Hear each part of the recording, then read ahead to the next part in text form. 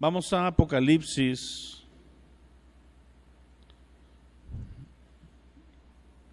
La semana pasada no avancé nada. Básicamente leí 2 versículos. Y Apocalipsis 16, las copas.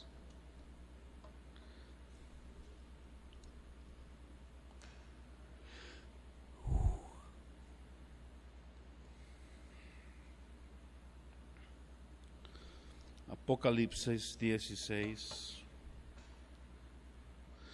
Dice, oí una gran voz que decía desde el templo a los 7 ángeles: id y derramen sobre la tierra las 7 copas de la ira de Dios. Fue el primero y derramó su copa sobre la tierra, y vino una úlcera maligna y pestilente sobre los hombres que tenían la marca de la bestia y que adoraban su imagen. El segundo ángel derramó su copa sobre el mar, y este se convirtió en sangre como de muerto. Murió todo ser vivo que había en el mar. El tercer ángel derramó su copa sobre los ríos, y sobre las fuentes de las aguas se convirtieron en sangre. Y oí al ángel de las aguas que decía: justo eres tú, oh Señor, el que eres y que eras el santo, porque has juzgado estas cosas. Por cuanto derramaron la sangre de los santos y de los profetas, también tú les has dado de beber sangre, pues lo merecen. También oí a otro que desde el altar decía: ciertamente, Señor Dios Todopoderoso, tus juicios son verdaderos y justos. El cuarto ángel derramó su copa sobre el sol, el cual fue dado quemar a los hombres con fuego. Los hombres se quemaron con el gran calor y blasfemaron el nombre de Dios, que tiene poder sobre estas plagas, y no se arrepintieron para darle gloria. El quinto ángel derramó su copa sobre el trono de la bestia, y su reino se cubrió de tinieblas, y mordían de dolor sus lenguas. Blasfemaron contra el Dios del cielo por sus dolores, por sus úlceras, y no se arrepintieron de sus obras. Sexto ángel derramó su copa sobre el gran río Éufrates, y el agua de ésta se secó, para que estuviera preparado el camino a los reyes de Oriente.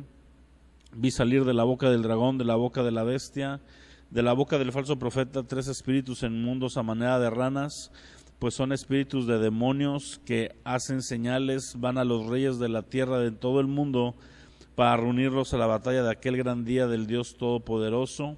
He aquí vengo como ladrón, bienaventurado el que vela y guarda sus ropas, para que no ande desnudo y vean su vergüenza. Y los reunió en aquel lugar que en hebreo se llama Armagedón. El séptimo ángel derramó su copa por el aire, y salió una gran voz del templo del cielo, del trono, diciendo: hecho está. Hubo relámpagos y voces y truenos y un gran temblor de tierra, un terremoto tan grande, el cual no lo hubo jamás desde que los hombres han estado sobre la tierra. Y la gran ciudad fue dividida en 3 partes. Las ciudades de las naciones cayeron, y la gran Babilonia vino en memoria delante de Dios para darle el cáliz del vino del ardor de su ira, y toda isla huyó, los montes no fueron hallados, y cayó del cielo sobre los hombres un enorme granizo como del peso de un talento. Los hombres blasfemaron contra Dios por la plaga de granizo, porque su plaga fue en sobremanera grande. Ok, la semana pasada comencé hablando de lo que alcanzo a rescatar de la clase pasada o de la enseñanza pasada. Es el tema que tiene que ver, o comencé hablando de las plagas, de la copa de la ira, que habla de que son 7 y van a ser 7 juicios, pero también recordar la parte de que el 7 siempre o casi siempre tiene un simbolismo de totalidad. Así que lo que estamos viendo aquí derramarse es, digamos, lo que resta o el total de lo que falta, porque ya se han derramado o ya se han manifestado los 7 sellos y las 7 trompetas, y ya es el cierre final de lo que es la ira de Dios. Y los llevé a leer, no voy a ir ahorita por el tiempo, porque no quiero que me vuelva a pasar que me voy en otro tema. Pero fuimos a leer Romanos capítulo 1, versículo 18, cuando dice: porque la ira de Dios se revela contra toda impiedad.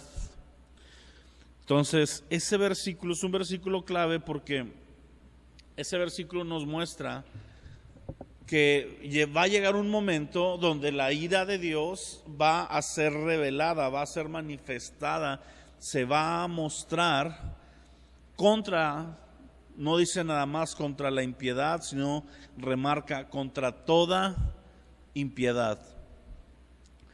Y ese todo tiene que ver precisamente con esa totalidad de toda la iniquidad, toda la injusticia, que alguna de ella aparentemente a nuestros ojos pudiera haber pasado el tiempo y tal vez no la hemos visto juzgada, y tal vez realmente no ha sido juzgada hasta ese momento. Ha habido actos, ha habido justicia, el hombre se ha rebelado. Si Dios juzgara al hombre inmediatamente por su rebelión, ninguno de los que estamos aquí sentados lo estaríamos. Todos nosotros en algún momento, en mayor o en menor medida, nos hemos rebelado en contra de Dios, ya sea con una desobediencia, ya sea con lo que le llamamos nosotros un pecadito, ¿verdad? Que le ponemos tamaños, pecaditos, pecados, pecadotes, o a veces abiertamente. Ha habido momentos en nuestra vida, tal vez en medio de una pérdida, tal vez en medio de una prueba, en medio de una necesidad, donde hemos cuestionado a Dios. Al menos a mí me ha pasado, ¿verdad? Y si a mí me ha pasado, que tengo el privilegio de estar pastoreando, creo que a la mayoría de las personas han cruzado por un momento donde no entendemos los tratos de Dios. Sobre todo puede ser al principio, ¿verdad? Porque parte de la madurez en la vida cristiana tiene que ver con aprender los tratos de Dios.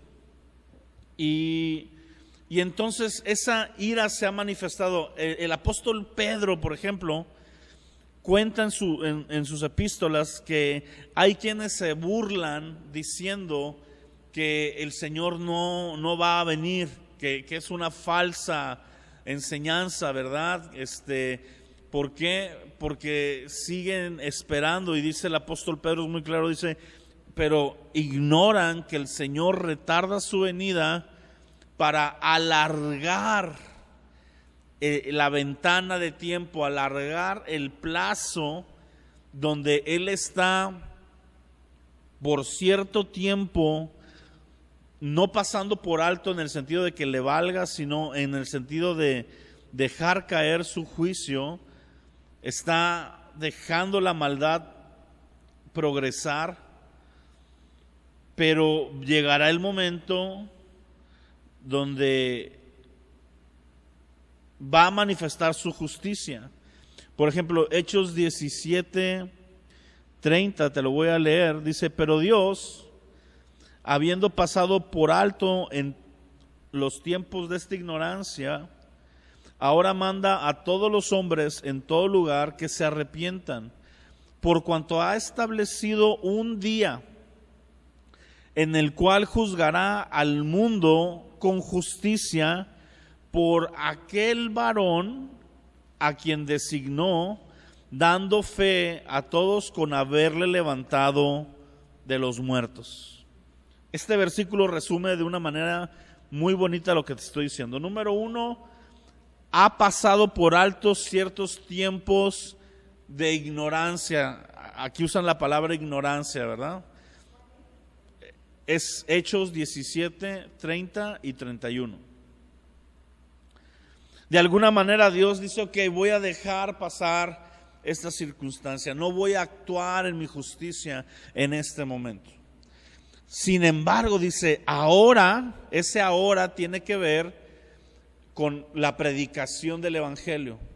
Ellos, como apóstoles, los que están predicando aquí, están inaugurando la era de la iglesia y la era apostólica, por así decirlo, que es donde dice, ¿saben qué? Ya viene el tiempo en que Dios va a juzgar todas las cosas. Y tú y yo pudiéramos decir, Abimael, eso fue hace 2000 años y no ha juzgado todas las cosas. Yo te puedo decir, ok, simplemente también tenemos que recordar que para Dios un día son como 1000 años y 1000 años son como un día. Es decir, el tiempo para Dios pasa de una manera totalmente distinta porque Él es eterno, Él está por fuera de nuestras reglas de tiempo. Y cuando el mensaje de los apóstoles era: arrepiéntanse porque Cristo viene pronto. Vuelvo a lo mismo, bajo nuestros términos de tiempo ha pasado mucho, pero también a la vez son 2000 años. Ha sido más el tiempo de la historia de la humanidad, ha sido más antes de Cristo que después de Cristo. La humanidad se estima, los cálculos, lo voy a redondear, no me voy a ir al número con comillas, pero estamos hablando de 6000 años, 4000 antes de Cristo y 2000 de Cristo para acá. Y repito, no estoy redondeando, hay veintenas de años por ahí que estoy saltando. Pero te das cuenta que al menos son 2/3 partes de la historia han sido sin Cristo. Y esas 2/3 partes, Dios permitió esa injusticia y de alguna manera el trato no era tan severo porque no había venido Cristo. Ahora los apóstoles ya están predicando y dicen: ya vino Cristo. Acuérdense cuál era el mensaje de Juan el Bautista: arrepiéntanse, pero ¿por qué? ¿Por qué mandaba a arrepentirse? ¿Cuál era el mensaje de Juan el Bautista? Arrepentíos porque el reino de los cielos se ha acercado, está cerquita. Y luego el mensaje de Jesús, ¿cuál es? Arrepiéntanse porque el reino ya llegó. Y luego el mensaje de los apóstoles: arrepiéntanse porque Cristo viene. El reino ya está trabajando, pero se va a consumar el esplendor del reino con la segunda venida de Cristo. Y el mandamiento es: arrepiéntanse, ¿sí? Esta es la instrucción y aquí mismo lo dice. Entonces, cuando vemos eso y vemos las copas de la ira, porque mucha gente tiene mucho problema, y espero que tú nunca seas uno de ellos, pero mucha gente tiene problema cuando hablamos de la ira de Dios. Y tiene mucho conflicto con las manifestaciones de justicia de Dios en el Antiguo Testamento. Tiene mucho conflicto con Dios, ya sea ejecutando un juicio o permitiendo juicios. Y el ser humano muchas veces tiene este problema. Y nosotros pudiéramos de repente encontrarnos en esta situación cuando vemos estos juicios, pero yo te estoy recordando que estas plagas, esta copa de la ira que está virtiendo el Señor, ¿verdad? Que están los ángeles viniendo y trayendo por mandato de Dios, es la culminación de una maldad que ha sido progresivamente avanzando. Entonces, cuando vemos eso, vemos la maldad del hombre. Por ejemplo, el domingo lo comenté sobre la película que, ahorita al final mejor, la de Sound of Freedom, que habla de la trata de blancas. Y yo no la he visto, yo nomás he visto los comentarios, pero cada persona que escucho que la ha visto, dice: no me cabe en la cabeza cómo puede llegar el ser humano a ese nivel de perversión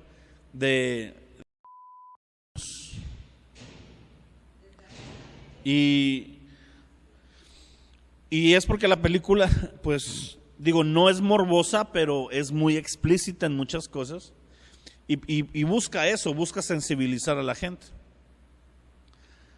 Ahora, voy a decir algo que no nos va a gustar a muchos, pero mucha de la gente que se está escandalizando tiene ese mismo nivel de maldad en su vida, simplemente no se ha manifestado. O sea, mucha de esa gente no es nacida de nuevo. Y esta película trae un mensaje y hay un mensaje cristiano de fondo, y sí, la hizo un católico y lo que tú quieras, pero hay un mensaje de esperanza y hay un mensaje de valores cristocéntricos. Y posiblemente algunos de los que la vean se conviertan o sean movidos a comenzar un camino a acercarse al Evangelio, como fue la película de la Pasión de Cristo. Cuando salió la Pasión de Cristo, mucha gente se acercó, fue sensibilizada y comenzó un camino. Algunos se convirtieron ahí y algunos comenzaron un camino a convertirse. Yo ya era salvo cuando vi esa película y la vi en el sentido de que pues me reafirmó mi fe. Ahora, no necesitamos ver una película, dice la palabra, bienaventurado el que no ve y cree, ¿verdad? La película es más la parte emocional, es un hecho.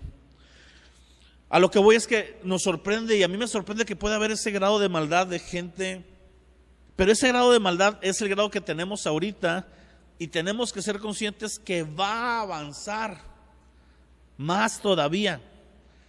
Así que quiero que te imagines cuánta ira debe de haber acumulada de la historia de la humanidad, de un Dios santo, de un Dios que aborrece el pecado, porque a veces la gracia que nos han predicado con una buena intención nos ha anestesiado a la justicia de Dios. Hay un énfasis muy fuerte en la gracia, y yo creo en la gracia, y por gracia somos salvos, y no solamente somos salvos, toda nuestra vida de fe es gracias a la gracia. Pero a veces hay un libro que se llama, que si lo puedes encontrar, yo no lo he encontrado en español, lo encontré en inglés, y te lo voy a traducir, es algo así como la gracia cara. ¿Okay? La gracia, pero no se refiere a la prosperidad, no. Se refiere a ver la gracia desde el lado de vista de lo que le costó a Dios Padre y a Cristo Jesús otorgarnos esa gracia. O sea, la gracia no es gratis. La gracia hacia nosotros no tiene costo, pero sí tuvo costo. La sangre del Cordero, la vida de Cristo, una vida en santidad, una permanencia en santidad, el abandono de las comodidades celestiales para la encarnación. Hay mucho costo detrás de nuestra gracia. De modo que a veces decimos, tenemos esta gracia en el concepto de, yo puedo pecar y hacerlo. Y ese es mi problema precisamente con la doctrina de la hipergracia, que menosprecia el precio de la gracia. Y nos lo pone todo de una manera en la que tú y yo sabemos de alguna manera, inconscientemente, malamente, que si tú y yo ahorita transgredimos, tenemos perdón por parte de Dios, lo sabemos. Qué bueno que lo sepas para que no haya condenación, pero qué malo cuando el enemigo aprovecha de eso, tuerce ese concepto en nuestro corazón para no entender la justicia de Dios. Porque si entendiéramos la justicia de Dios de la misma manera que entendemos la gracia, estaríamos agradecidos porque Dios nos ha salvado, pero tendríamos un temor verdadero de Dios para volver a pecar. Porque aunque te sabes perdonado, sabes lo que estás desatando. Por eso me encanta a mí la historia, ¿verdad? Y leer sobre Jonathan Edwards cuando él predicó ese famoso sermón que se llama Pecadores en manos de un Dios enojado o de un Dios airado.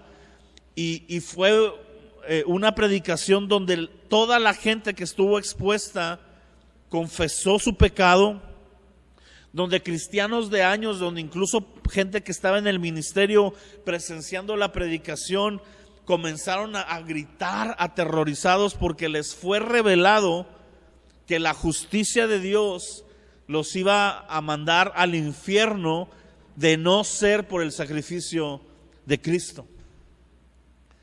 Así que la intención de Dios con estos juicios, con estas copas de la ira, porque no nada más tienen el nombre porque sí es, Dios tiene una ira. Dios es un Dios airado contra la maldad y contra el pecado.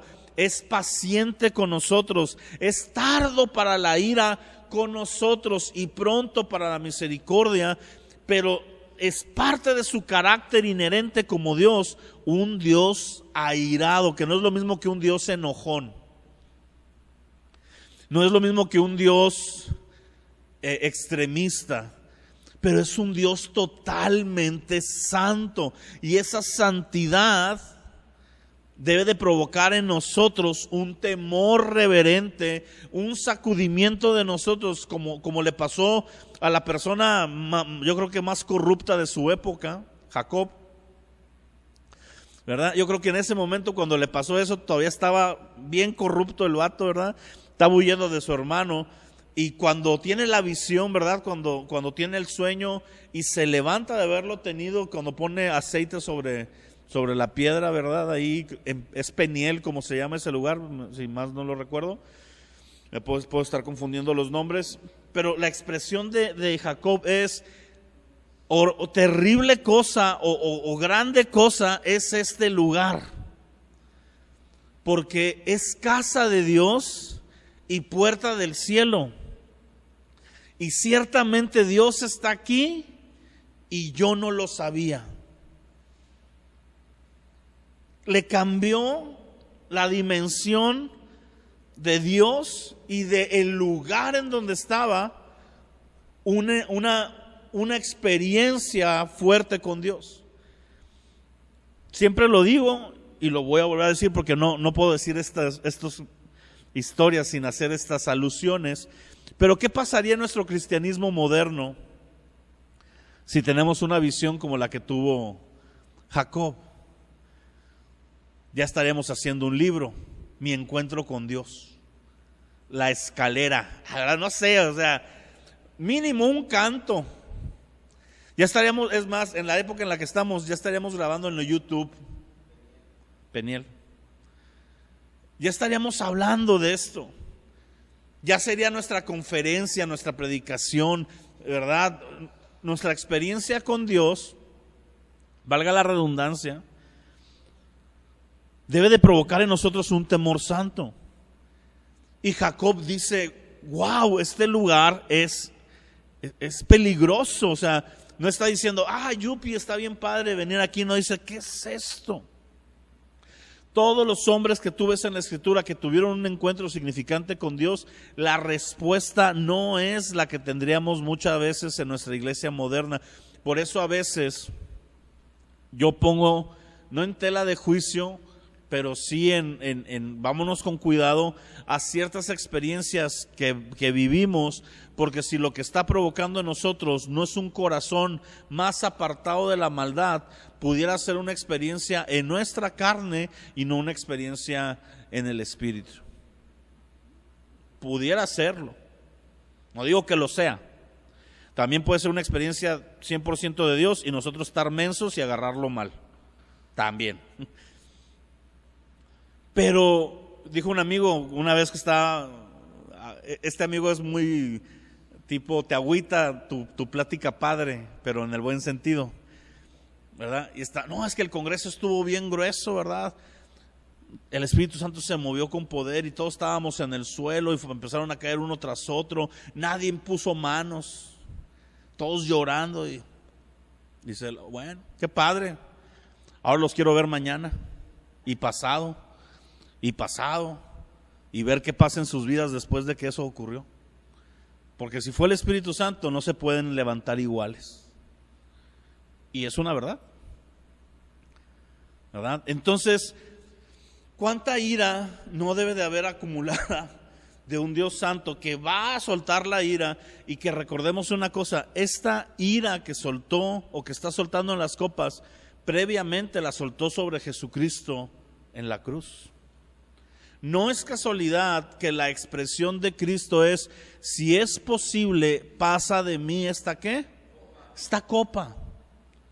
Porque él precisamente sabía que en el fin de los tiempos iba a haber unas copas de ira.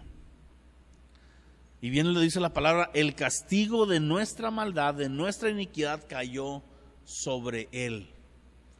Entonces, cuando alguien viene y nos dice, es que Dios no es justo porque esa persona era bien pecadora y nada más se arrepintió y ya porque se arrepintió, Dios la perdonó, no es justo. No, mi amado, sí es justo porque no la está perdonando nada más porque sí, la está perdonando porque su Hijo unigénito, el Dios eterno hecho hombre, vivió en carne físicamente toda la ira de Dios derramada sobre él precisamente para perdonar a esa basura que se está arrepintiendo y a esta basura que les está hablando que ya se arrepintió. Porque eso éramos. Antes de Cristo no había nada bueno en nosotros. Y las copas que vemos, vaya, las vemos progresivamente.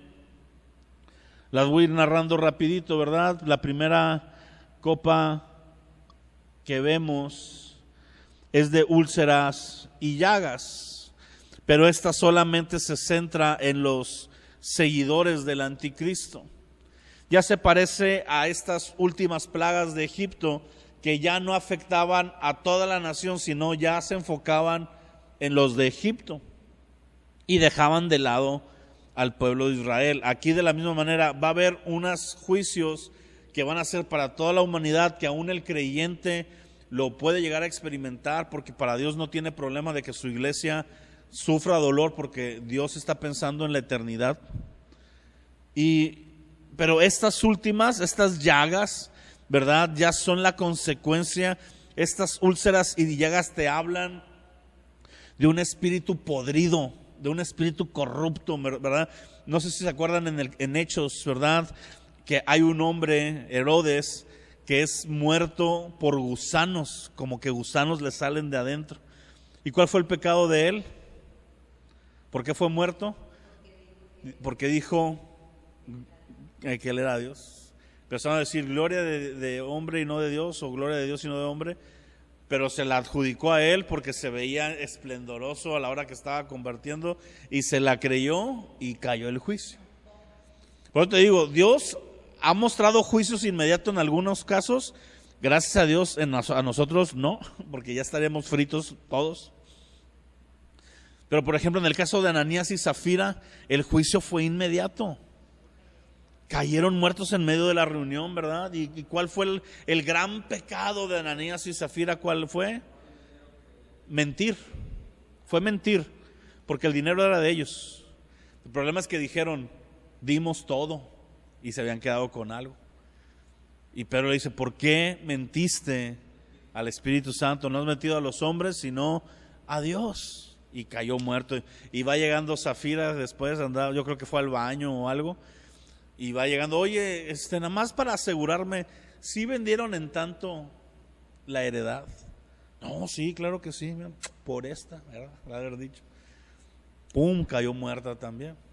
Y ya mejor dejó de preguntar, ¿verdad? Porque si empieza a preguntarle a todos, oye, ustedes sabían que se hace una matanza ahí, ¿verdad? Ya mejor. Pero era un juicio, ¿por qué? Porque la gloria de Dios trae juicio. La manifestación de la gloria de Dios, al entrar su gloria, la maldad no puede estar. Y la gloria de Dios en el fin de los tiempos, pasados todas estas circunstancias, se va a mostrar como nunca se ha mostrado en la tierra.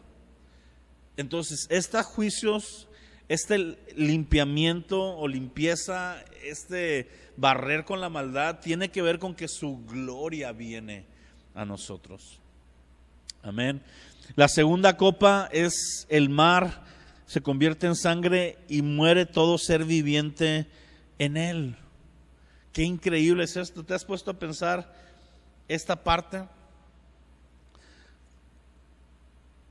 O sea, yo no me sé las estadísticas 100%, me sé aproximados, pero sé que no tenemos ni un 20% de la superficie del planeta conocida, porque la mayoría está bajo agua. El 70% de la tierra está bajo agua.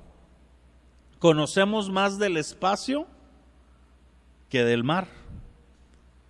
Ya pudimos llegar a la luna y no hemos podido llegar al fondo del mar. ¿Sí? Ya mandamos satélites, mandamos sondas a Marte y no pudieron llegar al Titanic, los de el submarinito falso. ¿Sí me entiendes? Entonces, imagínate toda ese cúmulo de agua y de seres vivos en sangre. Va a ser algo nefasto. Luego viene, se derrama sobre los ríos y las fuentes de las aguas y se convierten en sangre. Y clama el ángel, así como se derramó la sangre de los mártires, así les has dado ahora tú de beber sangre. Después vemos, ¿verdad? La cuarta copa es el sol quemando como nunca. Yo digo, ay, hijo de su máquina, si ahorita, si hace un mes yo no quería ni salir. Imagínate ese grado, ¿verdad? Y los hombres ven todo este juicio, están viviendo todo este juicio, y el corazón y su maldad siguen empecinados y blasfeman en contra de Dios. No hay un arrepentimiento, no hay un clamor de decir, basta. Blasfeman y siguen blasfemando. Luego vienen tinieblas dolorosas sobre el imperio del anticristo. Es como quien dice, hay una cierta justicia poética. Es un reino de tinieblas que Dios envuelve en tinieblas físicas, en tinieblas verdaderas, ¿verdad? Y este reinado, que aparentemente era un reinado de brillo, que aparentemente era un reinado glorioso, pues está envuelto en tinieblas dolorosas. Luego vemos la sexta copa, que es el engaño a las naciones para que salgan juntos a pelear a la batalla del Armagedón. Y pues ya con último vemos este gran terremoto que la expresión que dice que van a ser borradas las islas como las conocemos, los montes removidos. Va a ser algo tan estruendoso y tan poderoso que va a cambiar la geografía conocida de ese entonces. Y uno dice, ¿qué onda con esto, verdad? A algunos, me acuerdo que en cierto momento este tipo de relatos en algunas épocas de la iglesia de hace siglos les parecían relatos muy exagerados. Sin embargo, cuando tú ves en los tiempos modernos lo que un tsunami puede ocasionar, lo que un volcán puede ocasionar, lo que un terremoto puede ocasionar, lo que un maremoto puede ocasionar, pues ya te das dando cuenta que no es tan exagerado, partiendo de que estos juicios no son provocados pues por la corriente del Niño o por el cambio de la atmósfera, no, es un juicio del Todopoderoso. Barre todas las cosas. Barrer todas las cosas es un simbolismo también de estar precisamente barriendo todo para crear cielos nuevos y tierra nueva. ¿Sí? Está quitando lo anterior, está barriendo lo anterior, está destruyendo lo anterior también. Vuelvo a lo mismo. Bajo la misma premisa de Israel en Egipto, que cuando salieron de Egipto, el haber devastado a Egipto como lo devastaron, era para provocar en ellos un deseo de no volver. Que la humanidad del pueblo de Israel operaba y les decía, estábamos mejor antes, pero no es cierto, no estaban mejor. Los traían a puro trancazo, cosiendo ladrillos, ¿verdad? Y de esclavos. Y ellos dicen, comíamos con ganas. ¿Cuál con ganas pudieron haber comido si eran esclavos? No comían con ganas. Pero está el romantizar lo anterior, ¿verdad? Y va a haber una generación que le va a tocar, qué gloriosa generación, fíjate, que le va a tocar haber vivido los dolores de parto, el periodo de paz y el levantamiento del anticristo, la gran tribulación, todos los juicios, todas las cosas que ocurrieron, el regreso de Cristo y la instauración del reino milenial. No van a ser muchos porque muchos van a morir en alguna parte de este proceso, pero va a haber algunos cuantos que van a haber visto toda la película, porque es un lapso de 7 años. Échale 15 si te quieres ir con dolores de parto, ¿verdad? Que cada vez son más antes de toda esta situación. Periodo de 15 años, 20 años. Es la vida de alguien, es mi vida en Cristo. Yo llevo 22 años de cristiano. Me convertí a los 18, cumplí 40. Entonces, imagínate ese lapso, esa generación, porque no se te va a borrar la memoria, no se te va a borrar la memoria en el cielo. No es como, ¿qué es esto? ¿Quiénes son todos ustedes? Esa generación que vivió eso va a recordar, ya no con dolor, porque ya no va a haber llanto, ya no va a haber muerte, ya no, emocionalmente no va a ser un problema, pero va a recordar lo que es la tierra devastada, el mar convertido en sangre, gente llena de úlceras, el sol quemando, y de repente decir, y ahorita el cordero y la oveja pastan juntos. El bebé juega con la víbora como si fuera una sonaja. Las naciones están unidos, todos adorando al cordero. No hay hambre, no hay escasez de nada, no hay muerte, el clima está con ganas.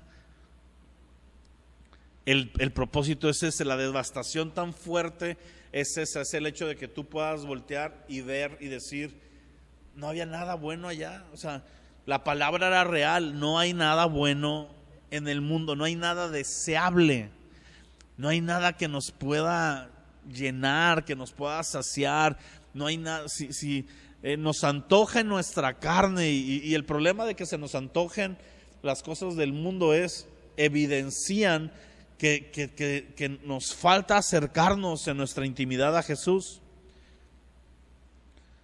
Porque cuando tú te acercas lo suficiente a Jesús, te das cuenta que no hay nada mejor. Pedro lo dijo, ¿verdad? O sea, ¿a quién más vamos? ¿A quién más?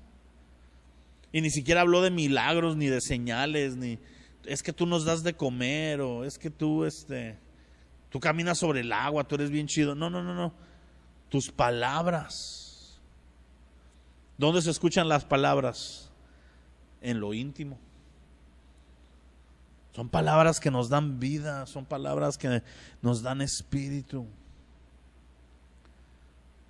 Y que la iglesia de hoy, porque es una crítica para la iglesia global, esté tan deslumbrada por las cosas de este mundo, solo evidencian que como iglesia nos ha faltado profundizar en nuestra comunión con Cristo para verlo tremendamente deseable, para verlo completamente hermoso, para verlo glorioso. Los discípulos, ¿cuál es su reacción de Juan, Pedro, Jacobo? Aunque el que habla es Pedro como siempre, pero ¿cuál es su reacción cuando ven la transfiguración? Déjanos vivir aquí, déjanos hacer unas tienditas de campaña y aquí le valió queso el mundo entero. ¿Te fijas eso? A ellos ya no les importó regresar. Y no vieron la gloria de Dios en su totalidad. Vieron una manifestación gloriosa de la transfiguración de Jesús, pero no vieron todo lo glorioso que Él era. Y ese destello, en ese momento dijeron, que se frieguen los otros discípulos, que le hagan como quieran. Pedro estaba casado. No dijo, déjame traerme a mi viejita hermosa, déjame ir por mi gordita y aquí hacemos una... Y por el chamaco, que se queden allá. Pedro y Juan tenían una mamá que los quería mucho y que siempre andaba buscando hueso para ellos. Que uno de mis hijos esté a tu diestra y otro a tu siniestra. Y les valió la jefecita, ¿verdad? No dijeron, valedor, vamos por nuestra jefa, ¿verdad? No dijeron, aquí nos quedamos. Ya no les interesaba el mundo y lo que el mundo les ofreciera por un pequeño destello de lo que vieron de Cristo. Después se vuelve una realidad. Juan mismo dice en sus epístolas, me gusta mucho Juan porque todas sus expresiones tienen que ver con que veía algo. No, ese es Tomás. Pero Juan dice, y vimos su gloria como la del unigénito del Padre, lleno de gracia y de verdad. Y luego dice, lo que hemos visto y oído y tocamos, eso les compartimos, ¿verdad? Lo que fuimos tocante al verbo de vida, porque le vimos. Y luego en Apocalipsis dice, y miré y vi. O sea, todo es un continuo ver, pero no ver físico. Es el ver la gloria espiritual, es el ver más allá de los sentidos, digamos, físicos. Porque Cristo en su físico era como cualquier otro hombre promedio, o sea, la Biblia nos marca que no había en él una diferencia, no es que él fuera pelirrojo, ojo azul, de 3 metros, ¿verdad? Barba partida. No, se volvió en lo que es la humanidad, resalto eso porque no falta quien luego malinterpreta las cosas en internet, pero en lo que es la pura humanidad se volvió común. Ser el Hijo de Dios obviamente no es nadie común, ¿verdad? Pero como su aspecto físico de hombre ni siquiera fue el de un hombre que sobresaliera a simple vista de todos. Tan no sobresalía que los fariseos ocuparon que lo entregaran, que alguien fuera y lo besara, porque se perdía entre los muchos hombres, ¿verdad? Pero Juan y los discípulos vieron algo glorioso y la iglesia tiene que ver esa gloria. Y vuelvo a lo mismo, siempre digo este ejemplo de Cantares, pero cuando le preguntan a la amada, ¿quién es tu amado para que hables así de él? Y su expresión es, ¿a poco no lo han visto? No lo han visto, no saben de quién se trata.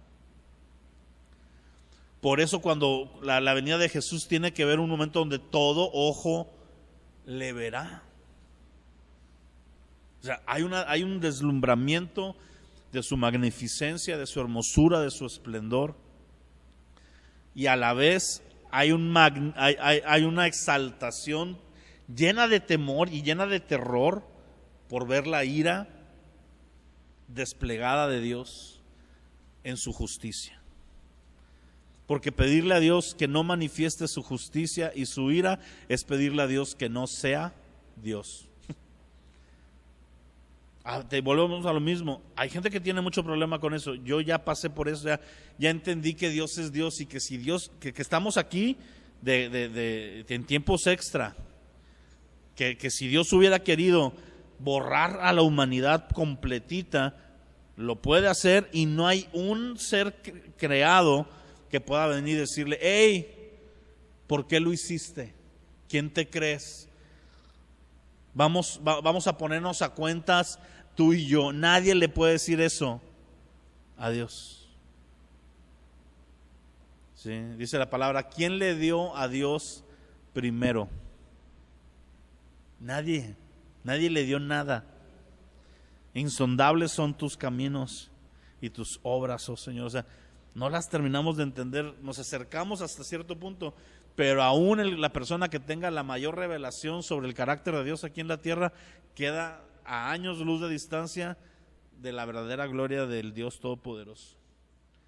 Sin embargo, tenemos que orar y pedir revelación para tenerla más que podamos, porque esa revelación precisamente nos muestra a Cristo. ¿Qué ibas a decir?